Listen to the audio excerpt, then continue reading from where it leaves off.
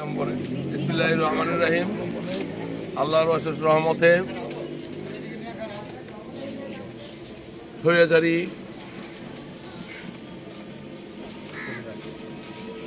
সরকার, অনিল মিন্টুর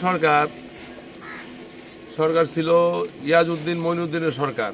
এই সরকার বলে আমানুল্লাহ মানরে অনেকগুলো মিথ্যা মামলা দেয়, তার মধ্যে ওনার পরিবারের সহ হ্যারাসমেন্ট করছে এই মামলা দিয়া। আল্লাহর অশেষ রহমতে এই মামলা থেকে পরিত্রাণ পেয়েছে, আল্লাহর কাছে শুকরিয়া জানাই। আলহামদুলিল্লাহ। তো জুলুমের দিন শেষ, শহীদ জিয়ার বাংলাদেশ ইনশাআল্লাহ। ঠিক আছে, মিষ্টি দাও সবার মিষ্টি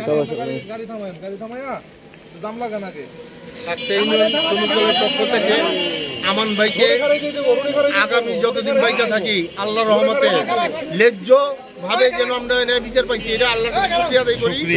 এবং যতদিন বাইচা থাকি আমাদের এই প্রাণপ্রিয় নেতা যেন মানুষের কল্যাণ হয়ে বাঁচতে পারে, সেই জন্য আমরা আল্লাহর কাছে অশেষ প্রার্থনা করতেছি।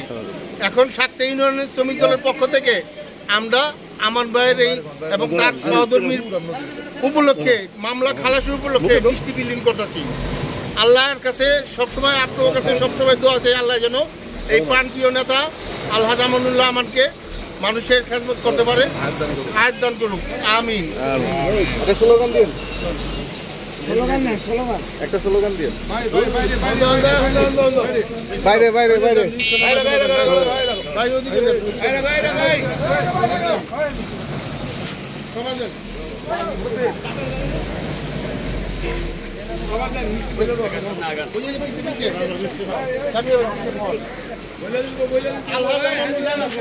বলে দেন সবাই দোয়া করবেন, মামলায় ন্যায় বিচার পাইছি তার জন্য সবাই দোয়া করবেন।